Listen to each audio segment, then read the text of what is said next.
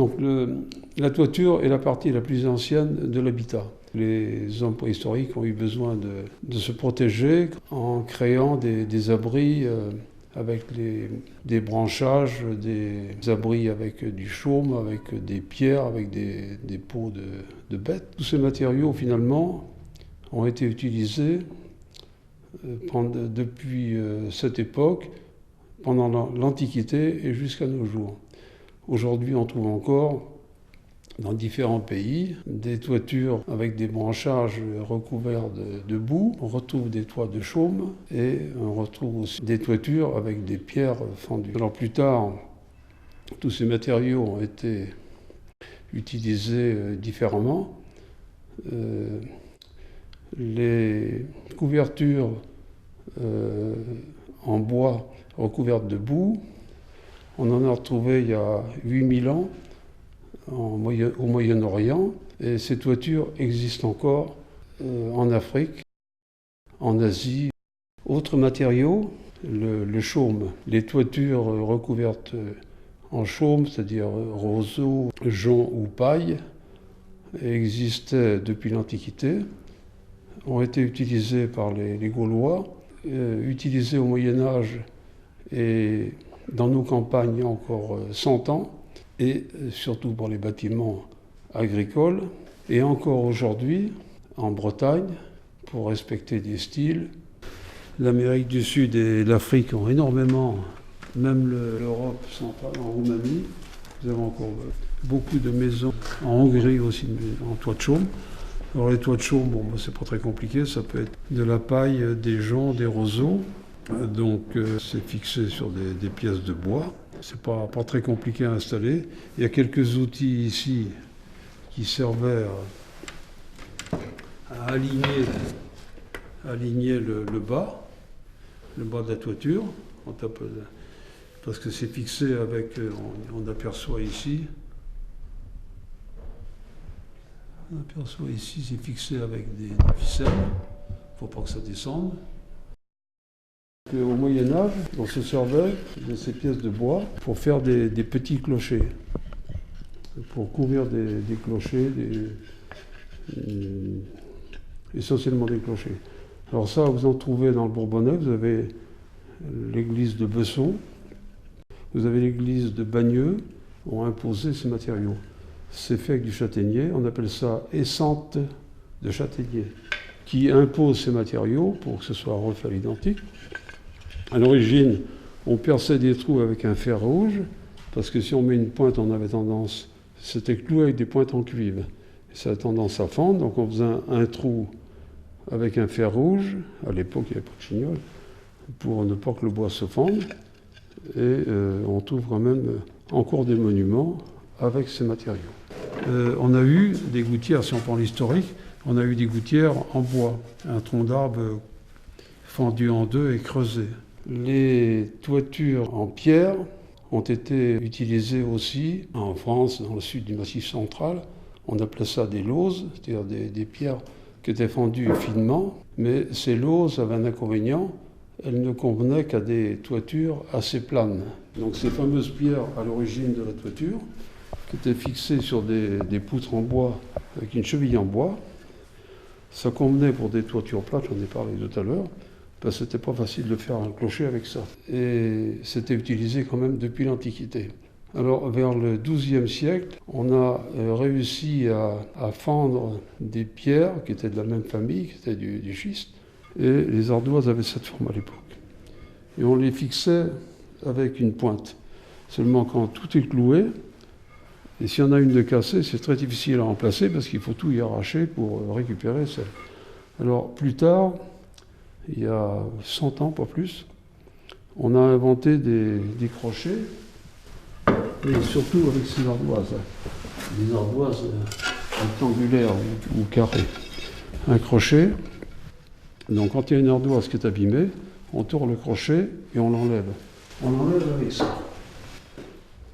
Et ça permet de soulever le crochet de l'ardoise qui est au-dessus, et on remplace l'ardoise avec ça. Fendre ces pierres de manière assez fine, facile à tailler, les utiliser et réaliser des toitures plus facilement. C'est-à-dire que réaliser un clocher, un clocheton, et à utiliser dans des toitures à forte pente. Ces ardoises ont été exploitées également en Anjou, vers le XIVe, et grâce à ça, on a pu réaliser des belles toitures pour couvrir des châteaux, des églises, beaucoup plus facilement qu'avec des tuiles. Et ces matériaux, qui étaient quand même assez nobles, ont été utilisés par des gens assez fortunés, que c'était quand même un signe extérieur de richesse. Et beaucoup de châteaux du Moyen-Âge, qui étaient à l'origine en petites tuiles, comme dans le Bourbonnais, ont été remplacés par des ardoises, qui étaient quand même un matériau plus chic et plus esthétique. Et beaucoup plus facile à utiliser pour les tailles. C'est plus facile de tailler une ardoise, un marteau pour clouer. Ça c'est une enclume. Alors si on veut tailler une ardoise, par exemple, on veut la tailler, alors on fait un trait, on a tracé l'ardoise, et donc on taille.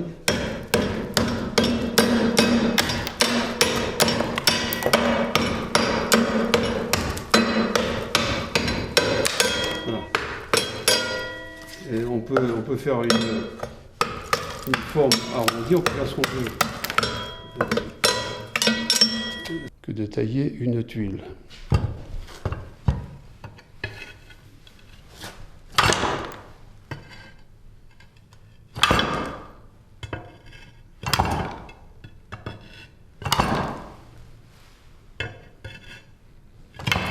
Dans l'histoire des ardoises, au XIXe et XXe, on a fabriqué des ardoises synthétiques qui n'ont pas eu tellement de succès, qu'on appelait fibrociment. Elles existent encore, mais c'est quand même assez marginal. Dans l'histoire des ardoises, on a également inventé des ardoises en bitume, qu'on appelait shingle en français, matériau pas trop fiable et qui a disparu un peu, encore utilisé pour des cabanes de jardin. Dans les autres matériaux, on a la tuile. L'origine de la tuile, c'est environ 2000 ans avant Jésus-Christ. Les Grecs en ont fabriqué en céramique pour couvrir des monuments, et après les Romains ont développé la fabrication de la tuile, c'est-à-dire de l'argile cuite au four comme de la poterie.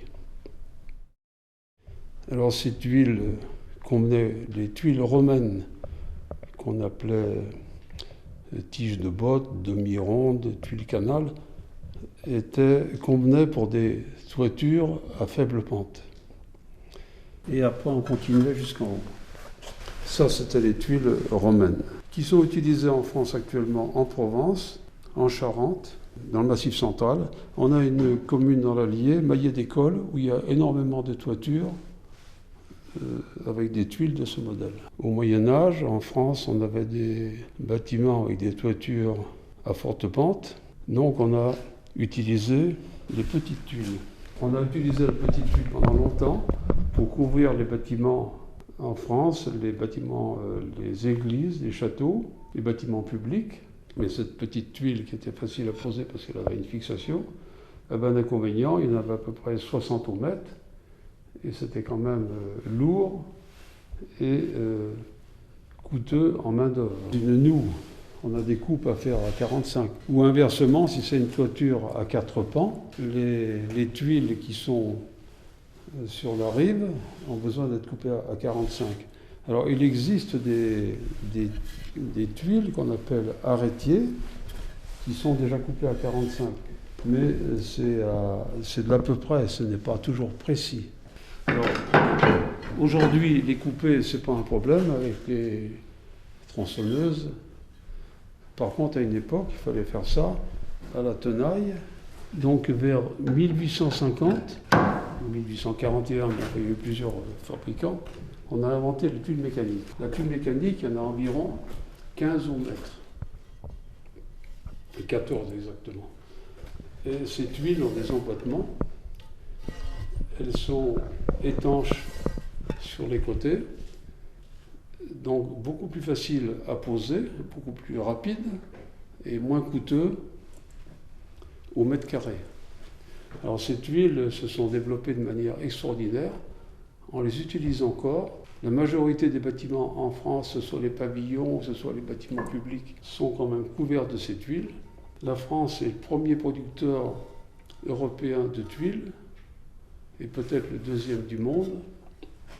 Alors ces tuiles, naturellement, on les a fabriquées dans la deuxième partie du XXe siècle. On a fabriqué des tuiles un peu teintées. Enfin, en résumé, la tuile mécanique a vraiment dominé le marché. Quand les tuiles sont croisées à la pose, il existe des demi-tuiles. Elle a un emboîtement mâle et un emboîtement femelle. Ça, c'est la vraie demi-tuile. Alors, dans les tuiles, vous avez des tuiles à simple emboîtement, à double emboîtement suivant les pentes. Il y a des problèmes aussi de pente parce que plus la pente est faible, plus les tuiles doivent être recouvertes, et plus la pente est importante, moins c'est utile. Il n'empêche que si on veut réaliser un beau bâtiment, un joli pavillon, on utilise toujours la petite tuile, qui est quand même plus esthétique, plus authentique et qui correspond au style d'origine. On a inventé aussi dans la deuxième partie du XXe siècle la tuile béton. La tuile béton, c'est une tuile mécanique, c'est-à-dire que cette tuile mécanique, elle est en argile, cuite au four, et la tuile béton, elle est également cuite au four. La différence, c'est qu'elle est beaucoup plus résistante, mais pas tellement esthétique. Donc les matériaux principaux dans nos régions, c'est la tuile mécanique, la petite tuile quand on veut faire un beau bâtiment, et l'ardoise. Alors, en dehors de ça, naturellement, pour assembler et terminer toute cette toiture, on a besoin d'accessoires. On a besoin d'accessoires d'étanchéité. Entre deux versants de toiture, il faut une liaison pour l'étanchéité. Il y a des tuiles de noeuds. C'est-à-dire, par exemple, si vous avez une toiture avec une aile, vous avez forcément un pan coupé. Et pour l'étanchéité, il fallait absolument un couloir qui canalise l'eau. Alors il y avait au départ des tuiles qui servaient de noeuds, la noue donc du verbe nouer pour relier deux versants de toiture. On avait des noeuds et puis les tuiles venaient s'emboîter de chaque côté et l'eau était canalisée au milieu. Alors ça existait à une certaine époque. Au 19e, on a utilisé le zinc. Donc on a fait des couloirs en zinc qui, eux, étaient plus faciles à mettre en place. Quand on construit quand on recouvre une toiture qui a une aile, comme ici, alors on démarre avec des tuiles coupées à 45. Actuellement, là, elles sont en verre, enfin, le principe est le même. L'étanchéité, l'eau ruisselle, elle est récupérée, et ça peut être d'une seule pièce, ça revient au même. Le but d'opération, c'est de récupérer l'eau en bas. Alors ça peut être fait avec des ardoises, avec des tuiles mécaniques, c'est toujours le même système, il faut couper à 45 degrés pour l'étanchéité. On fait la même chose avec un morceau de zinc d'une seule pièce. Si c'était un toit en chaume, l'eau, elle arrivait à l'extrémité, elle tombait par terre. Dans des bâtiments publics anciens, on avait des châteaux par exemple. Les châteaux, puis même depuis l'Antiquité, tous les beaux bâtiments avaient un chéneau, ce qu'on appelle gouttière maintenant, en bas de toiture pour récupérer l'eau, qui était au sommet des murs. Alors ces chéneaux étaient à une époque en plomb, même en tuile, en terre cuite. Et quand le zinc s'est développé, on les a fait en zinc, c'est plus facile. Alors ces chéneaux avaient cette forme-là, donc c'était façonné avec cette plieuse. Il y avait une pièce qu'on appelait une bande d'égout, et après il y avait les ardoises ou les tuiles qui descendaient, qui envoyaient l'eau dedans. Bon, il y avait un petit habillage décoratif, mais malheureusement on n'a pas ce morceau de chéneau. Alors tout ça c'était un ensemble qui correspondait au style de cet œil de boeuf. Donc après, ça c'était valable pour les beaux bâtiments. Les bâtiments les plus simples, C'est ce qu'on voit encore aujourd'hui.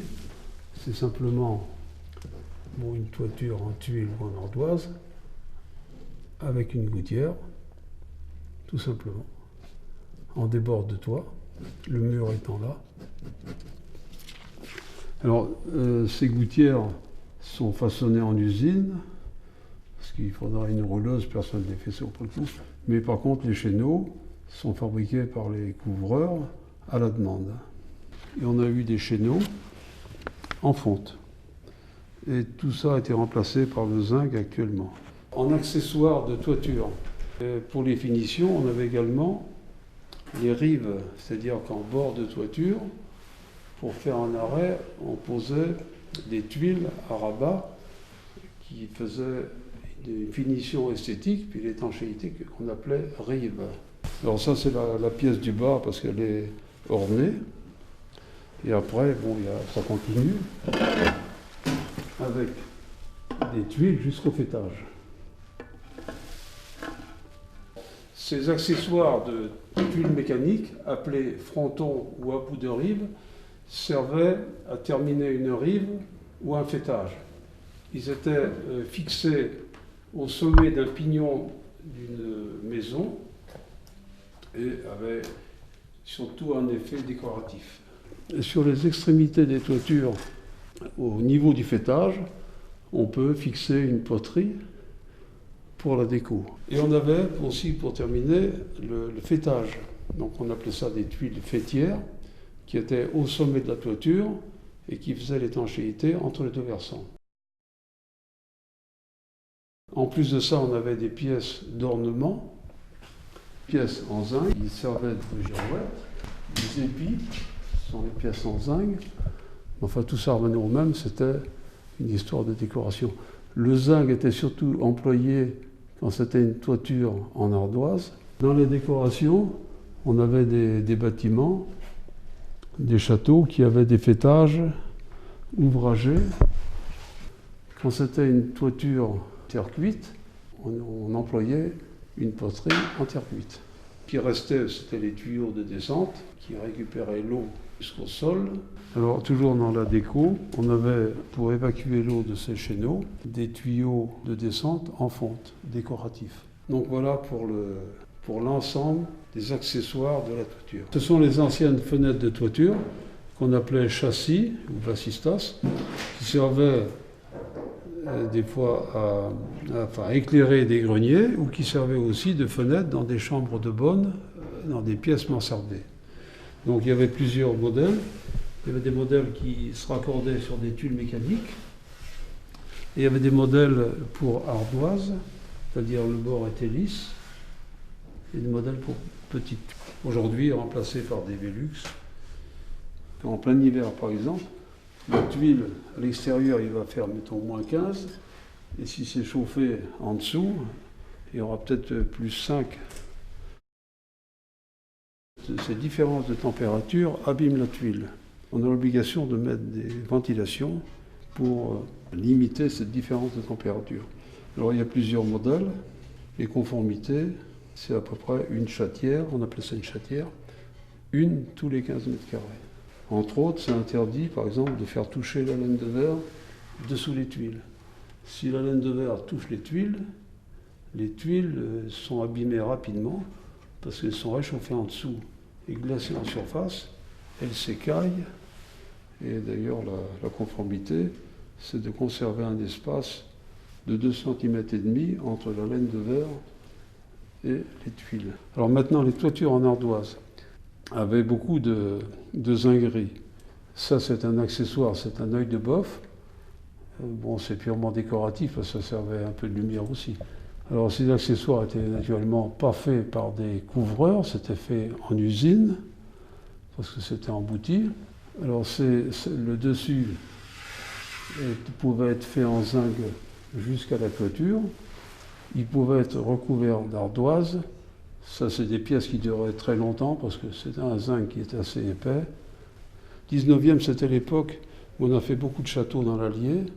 Toute la génération de châteaux qu'on voit à Crevol, par exemple, les de Moret, ou des copies d'anciens châteaux, c'était vraiment la génération où il fallait beaucoup d'accessoires sophistiqués.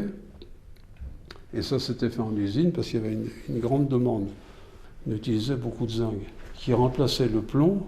Le plomb était utilisé pendant la Renaissance, mais au 19e, c'était vraiment le zinc. Le zinc qui coûtait moins cher et qui était plus facile. Ce que le couvreur fabriquait lui-même, c'était les chéneaux ou les gouttières. Alors ce zinc était façonné avec une plieuse. Cette machine s'appelait une plieuse à zinc. On pouvait plier plusieurs métaux avec, mais essentiellement les accessoires de zinc, les noues, les faîtages et des pièces comme ça qui servaient à recouvrir des tuiles mécaniques. On vous montre, donc on glisse la feuille, on serrait la presse et on plie. Alors on peut plier à l'angle qu'on veut et on peut refaire des plis, pas suivant l'utilité. C'est une pièce qui va dans un angle de bâtiment quand c'est une toiture à 4 pans. Vous avez 4 angles, si vous avez une gouttière tout le tour, vous avez ça. Alors là, c'est une partie pour récupérer l'eau qu'on appelle une descente, qui va dans un tuyau en zinc. Cette charrette à bras a été tirée par des hommes pour transporter les échelles et les autres matériaux qui servaient à la toiture, avant qu'il y ait des voitures automobiles.